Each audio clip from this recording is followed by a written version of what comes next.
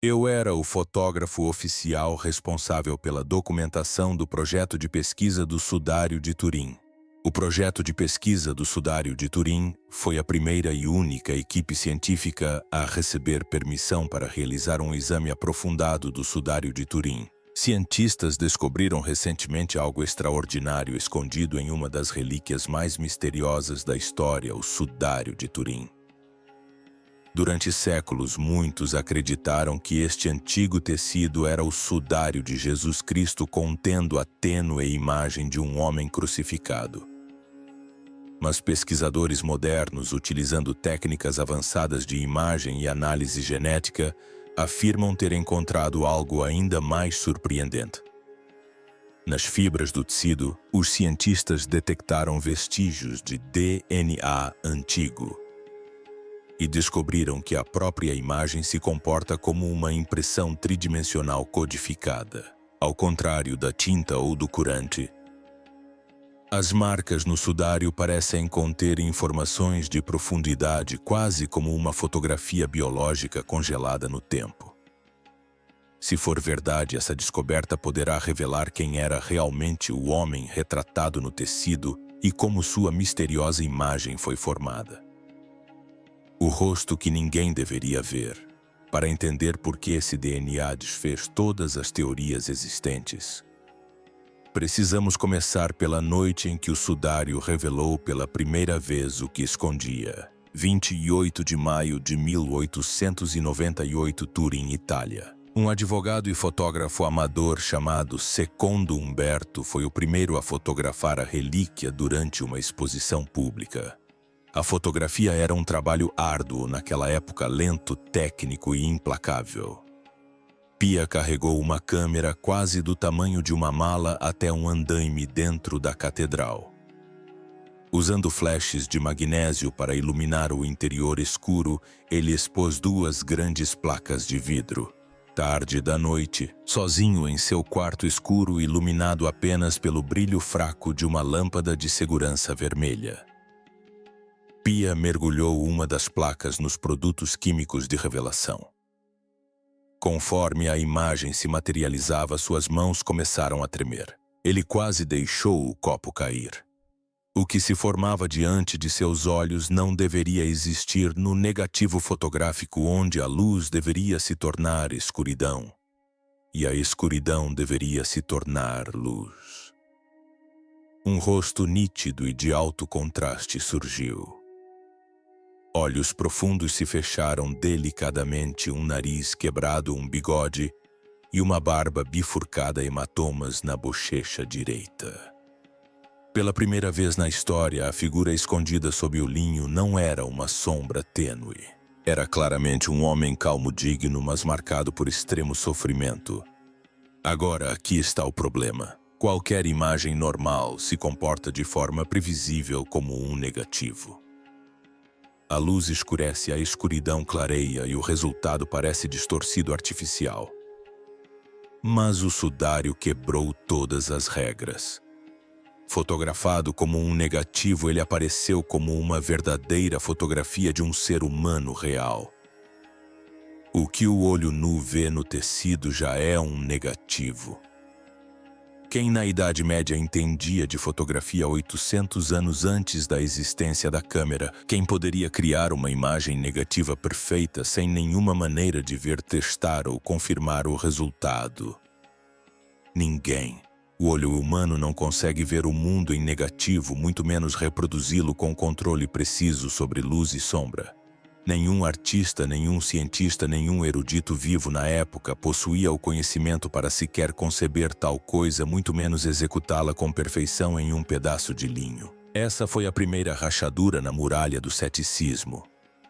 O sudário não se comportava como uma pintura, mas sim como uma placa fotográfica capturando um único instante no tempo.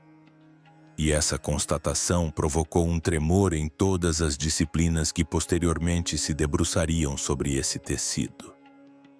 Se você já está interessado, inscreva-se, porque o DNA era apenas metade do segredo.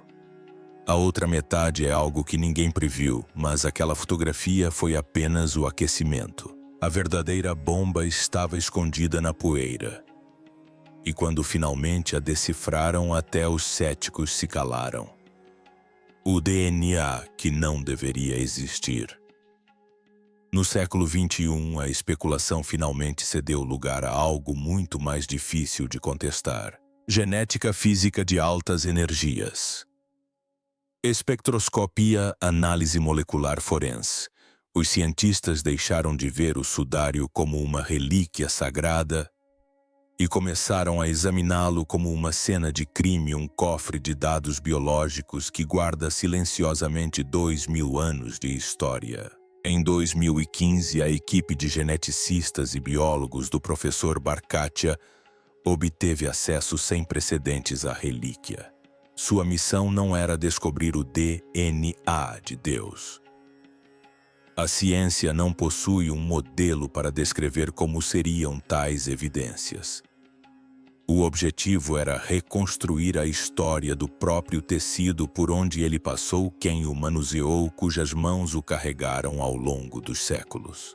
Utilizando dispositivos de microaspiração estéreis equipados com filtros ultrafinos, eles coletaram poeira microscópica, pólen e fragmentos orgânicos das profundezas entre os fios da trama e da urdidura, áreas onde material antigo pode permanecer aprisionado por milhares de anos. E aqui está a chave. Eles se concentraram especificamente no DNA mitocondrial e por uma razão crucial. Ao contrário do DNA nuclear, o DNA mitocondrial existe em centenas de cópias por célula. Ele é herdado estritamente pela linhagem materna e persiste por muito mais tempo em material antigo. É basicamente um GPS biológico, um marcador forte e confiável de origem geográfica. Movimento populacional e migração humana. Se alguma informação genética tivesse sobrevivido dentro dessas fibras por 2 milênios, essa era a técnica que a revelaria. Durante semanas, computadores funcionaram ininterruptamente decodificando milhões de sequências de nucleotídeos e comparando-as com bancos de dados genômicos globais que representam populações de todo o planeta.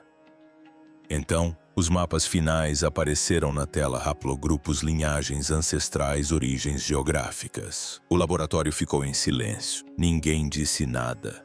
A equipe de Barkatia encarava resultados que contradiziam todas as previsões que haviam feito. Não se tratava da assinatura genética de uma única pessoa. Era algo muito mais complexo, algo que ninguém havia previsto. As descobertas publicadas na prestigiada revista Scientific Reports causaram um grande impacto na comunidade científica. Eis o que eles esperavam se o sudário fosse uma falsificação medieval feita na França. O DNA europeu deveria predominar fortemente. Se fosse uma relíquia autêntica de Jerusalém, o DNA do Oriente Médio deveria predominar.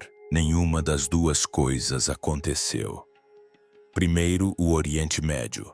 Haplogrupos frequentemente associados aos drusos. Uma comunidade unida e historicamente isolada em Israel, Jordânia, Líbano e Síria, cuja genética praticamente não mudou em milênios. Só isso já era significativo, um forte marcador de origem geográfica, oferecendo evidências sólidas de uma conexão direta com o Oriente Médio que remonta a séculos. Mas então veio o segundo alvo: Europa Ocidental. Haplogrupos U5B e H1, AH3, consistentes com séculos de contato europeu. As freiras clarissas que a restauraram, a casa de Saboia que a possuía, inúmeros peregrinos que a veneraram ao longo dos séculos. Certo, isso faz sentido. Dá para justificar. Mas é aqui que a coisa fica incrível. Terceiro ponto: norte e leste da África. O haplogrupo L3 apontava para o Egito e a Etiópia. Isso foi surpreendente e profundamente intrigante. Sugeria interação direta com algumas das primeiras comunidades cristãs no continente africano. A atmosfera mudou. Quarta descoberta: sul da Ásia. Haplogrupos M39, M56 e R8, marcadores genéticos típicos do subcontinente indiano. A equipe se entreolhava e então veio a quinta descoberta, aquela que ninguém conseguia compreender. Ásia Oriental. Os haplogrupos D4 e G2, comumente associados à China-Índia. África, Europa e Oriente Médio estão todos codificados em um único haplogrupo. Tecido antigo. Deixe isso se assentar por um momento. Mas como? E se não foi um falsificador que a colocou lá quem o fez? A resposta estava escondida em uma rota antiga que muitos estudiosos já haviam descartado como mito, um mundo escrito em tecido. Agora preste muita atenção nisto. Nenhum artesão medieval trabalhando em uma abadia francesa por volta de 1350 poderia ter coletado material genético da China, Índia e África Oriental. A globalização simplesmente não existia. Viagens de longa distância aconteciam, mas não em uma escala tão grande, a ponto de deixar marcas genéticas tão disseminadas em um único pedaço de tecido. Tampouco seria possível que alguém assim tivesse plantado esses vestígios deliberadamente de forma a enganar os cientistas genéticos 600 anos depois. O DNA descoberto no sudário não é contaminação aleatória. Trata-se de uma memória biológica compartilhada, mas eis a reviravolta. Quando Barsh mapeou os dados geograficamente, o mistério se aprofundou ainda mais. A distribuição dos marcadores genéticos coincidiu com uma precisão impressionante ao longo da rota mandaliana, o antigo caminho que os estudiosos há muito descartavam como lenda. Segundo registros bizantinos, sírios e árabes antigos, o sudário era dobrado de forma que apenas o rosto permanecesse visível, uma forma chamada tetradiplon, e exibido dentro de uma moldura especial. Essa relíquia não permaneceu em um só lugar e certamente não começou na Europa. Sua jornada teve início em Jerusalém. De lá foi levada para Edessa no século II, onde o sudário permaneceu escondido dentro das muralhas da cidade por séculos. E é aqui que a história se torna fascinante. Edessa ficava em uma das encruzilhadas mais importantes do mundo antigo, a Grande Rota da Seda. Caravanas da China carregadas de seda, mercadores da Índia, trazendo especiarias, diplomatas persas, comerciantes árabes, peregrinos de todos os cantos do mundo conhecido. E muitos deles vieram para homenagear a imagem que se acreditava proteger Edessa.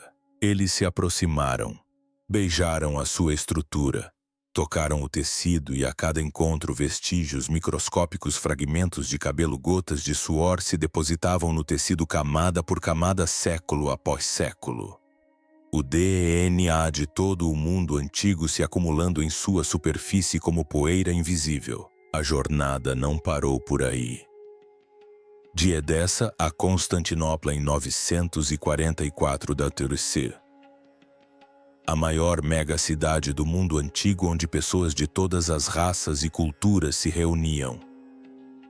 Então, em 1204, durante a Quarta Cruzada, a cidade foi violentamente saqueada. O sudário desapareceu. Reapareceu em Atenas por volta de 1205, passou pelas mãos de cavaleiros franceses e finalmente ressurgiu na França por volta de 1353, na posse do cavaleiro Geoffroy de Charny. E é aqui que a evidência genética desfere um golpe poderoso na teoria medieval da falsificação. O DNA no sudário não é ruído aleatório. É uma impressão digital geográfica que nenhum falsificador poderia ter produzido. Poeira de sandálias, vestes e mãos deixada por inúmeras pessoas que estiveram diante dessa superfície ao longo de muitos séculos. Um rastro biológico que se estende por 2000 anos de contato humano, mas a genética era apenas metade do código oculto. A outra metade estava escrita nas plantas e apontava diretamente para a cena do crime: pólen, sangue e uma coroa de espinhos. O professor Avinoam Danin, um distinto botânico israelense da Universidade Hebraica de Jerusalém, e o cientista forense suíço Max Frey analisaram de forma independente grãos de pólen presos no interior das fibras do linho. Quando Danin viu os resultados completos, percebeu que as consequências seriam enormes. 58 espécies de plantas diferentes foram identificadas, catalogadas e mapeadas. 17 delas são nativas da Europa. Era de se esperar após séculos de contato com os europeus. Mas a maioria veio de outros lugares, Oriente Médio, Turquia, estepes da Anatólia, coincidindo perfeitamente com a antiga rota que passava por Edessa e Constantinopla. E aqui está a parte surpreendente. Os cientistas identificaram plantas que não crescem em nenhum outro lugar da Terra, apenas em um estreito corredor entre Jerusalém e Jericó. Uma espécie dominou Gundelia tournefortii, um cardo espinhoso do deserto. Seu pólen representava quase metade de todas as amostras, concentrado principalmente na região da cabeça e dos ombros. Agora pare e pense nisso. Porque o pólen de um cardo espinhoso impregnaria um sudário funerário, a coroa de espinhos. A Gundelia tournefortii, com seus longos espinhos em forma de agulha. É exatamente a planta que os soldados romanos poderiam ter usado para fazer uma coroa improvisada. Ela floresce perto de Jerusalém no início da primavera, precisamente durante a Páscoa judaica. Uma segunda pista botânica veio de Zygophyllum do Mossum, uma planta nativa de uma região muito restrita que cresce apenas no deserto da Judéia e em partes da península do Sinai. Seu pólen também foi descoberto em quantidades consideráveis. Eis a realidade: nenhum falsificador medieval, trabalhando na França, poderia ter coletado pólen de plantas nativas exclusivamente de Israel, muito menos espalhá-lo invisivelmente em nível microscópico sobre um pedaço de tecido. Um falsificador teria usado tinta. O pólen não pode ser pintado. Funciona como um selo invisível da cena de um crime, uma impressão digital geográfica que não pode ser falsificada. E o sangue? O sangue contava seu próprio relato brutal. Durante anos, os céticos argumentaram que as manchas avermelhadas não passavam de pigmentos ocre, cinábrio ou têmpera misturados com gelatina. Essa alegação desmoronou em 2017. Uma equipe liderada pelo professor Giulio Fanti da Universidade de Pádua, trabalhando em conjunto com médicos de um hospital em Trieste, analisou as manchas usando microscopia eletrônica de transmissão e espectroscopia Raman. Em escala nanométrica, eles observaram não pigmento, mas sangue humano. O tipo sanguíneo AB, um dos mais raros do mundo.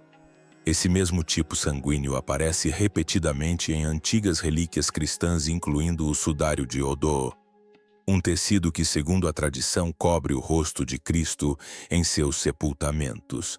Mas eis o que os deixou perplexos. Este não era o sangue de uma pessoa saudável.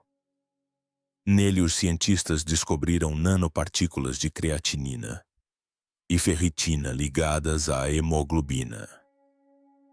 Concentrações tão extremas ocorrem sob um conjunto específico de condições: trauma fatal, catastrófico, tortura prolongada combinada com desidratação e destruição muscular severa. Quando o tecido muscular é repetidamente danificado, um processo conhecido como rabdomiólise. A creatinina inunda a corrente sanguínea em quantidades enormes, e o sangue preservado no pano registrou exatamente isso. Não se trata de simbolismo, é uma assinatura bioquímica de agonia. O homem envolto neste pano foi espancado até uma condição física já incompatível com a vida antes mesmo de a crucificação começar. Evidências de mais de 100 golpes consistentes com açoites romanos usando o flagro, chicotes de couro com pesos de chumbo embutidos. E agora considere isto, pois este detalhe ainda intriga os pesquisadores. O sangue permaneceu vermelho, o que seria impossível para sangue antigo. Normalmente, o sangue antigo escurece para marrom ou preto em poucas semanas. Mas análises científicas revelaram níveis excepcionalmente altos de bilirrubina, uma substância liberada pelo fígado durante estresse extremo e traumas graves. A bilirrubina preserva a cor vermelha do sangue. Por séculos, o sangue de um homem torturado permanece vermelho. Não é misticismo, é bioquímica sob estresse insuportável. Um pintor pode imitar a aparência de uma ferida. Nenhuma mão humana pode recriar a assinatura bioquímica de um trauma extremo, falência de órgãos e choque hipovolêmico. Cada molécula apontava para o mesmo lugar e o mesmo evento. Mas e o único teste que deveria provar que tudo era uma farsa? O teste que errou. Em 1988, 3 laboratórios de prestígio, Oxford, Zurique e Arizona, dataram o tecido com carbono 14 entre 1260 e 1398 degrees. Na Idade Média, uma falsificação. Caso encerrado. O mundo aceitou a conclusão. Até mesmo a Igreja Católica recuou, referindo-se ao sudário como um ícone em vez de uma relíquia genuína. Mas espere, porque a ciência nunca para. 3 décadas depois, os pesquisadores descobriram onde o erro crucial havia ocorrido. E o problema não era a tecnologia. Era o local onde a amostra foi coletada. Em 1988, um minúsculo pedaço de tecido não maior que um selo postal foi cortado da extremidade do sudário. Aquele canto havia sido manuseado inúmeras vezes, absorvendo suor, óleos da pele, cera de vela e bactérias. Então o químico Raymond Rogers, do Laboratório Nacional de Los Alamos, descobriu algo devastador. Aquele canto havia sido cuidadosamente reparado durante a Idade Média. As freiras clarissas reforçaram a borda danificada, tecendo novos fios de algodão no tecido original, tingidos com alizarina e selados com goma arábica para combinar com o linho envelhecido. Eis o ponto crucial: o corpo principal do sudário não contém algodão algum. É feito inteiramente de linho. Os laboratórios não dataram o sudário. Dataram o remendo. Agora observem atentamente o que aconteceu em seguida. Em 2022, o físico Liberato De Caro, do Instituto de Cristalografia de Bari, introduziu uma abordagem completamente diferente. A dispersão de raios-x em grande ângulo, ou WAXS. Em vez de examinar contaminantes, este método estuda o envelhecimento da própria celulose do linho em nível atômico. Com o tempo, o linho se deteriora naturalmente. As cadeias poliméricas da celulose se rompem lentamente sob exposição à radiação, umidade e temperatura. Esse processo funciona como o relógio interno do material. De Caro comparou amostras do sudário com tecidos de idade conhecida, desde bandagens de múmias egípcias datadas de 3000 a.C. até têxteis medievais. Quando a curva de envelhecimento apareceu em seu monitor, De Caro chamou seus colegas imediatamente. A estrutura molecular do sudário não correspondia em nada aos tecidos medievais. Era muito mais antiga. Correspondia ao linho recuperado da fortaleza de Massada em Israel, datado entre 55 e 74 d.C. O primeiro século, a época de Cristo. Em 1988, a ciência descartou o milagre. Em 2022, ela o trouxe de volta à tona. Mas um mistério ainda se destaca acima de todos os outros e a física moderna não consegue explicá-lo. A imagem impossível. Sem pinceladas, sem pigmentos, sem tinta, nada. A imagem existe apenas nos 200 nanômetros mais externos das fibras, centenas de vezes mais finas que um fio de cabelo humano. Trata-se de uma transformação química causada por oxidação e desidratação, uma espécie de marca deixada por uma fonte de energia desconhecida. cientistas da ANEA, a Agência Nacional de Energia da Itália, tentaram de tudo para recriá-la. Ácidos, calor, radiação gama. Nada funcionou. Apenas um pulso breve e intenso de radiação ultravioleta no vácuo chegou perto uma tecnologia que não existia no mundo antigo. Para imprimir a imagem em quase 4 metros quadrados de tecido, o corpo teria que liberar uma explosão de energia com duração inferior a 1/1000º de segundo, poderosa o suficiente para marcar o tecido, mas precisa o bastante para não queimá-lo. Pense nisso. E aqui está a parte que torna tudo ainda mais impossível. Em 1976, uma análise da NASA revelou que a imagem contém informações tridimensionais perfeitamente precisas. A intensidade da impressão corresponde exatamente à distância entre o corpo e o tecido, não aproximadamente, mas exatamente. Isso é algo que nenhum artista antigo ou moderno jamais conseguiu recriar. Mas eis o detalhe que faz até os céticos mais empedernidos pararem para pensar. A análise digital identificou formas sobre os olhos consistentes com moedas que correspondem a raros leptas cunhados sob Pôncio Pilatos por volta de 29 d.C. Essas moedas circularam apenas por um breve período em uma região específica. A chance de um falsificador medieval ter conhecido ou reproduzido esse detalhe é essencialmente zero. E não para por aí. Os pregos atravessam os pulsos, não as palmas das mãos, exatamente como a ciência forense prevê para a crucificação. Todas as pinturas medievais erram nesse ponto, absolutamente todas. Os artistas representavam os pregos nas palmas das mãos porque era o que acreditavam. Mas o sudário mostra a localização anatomicamente correta.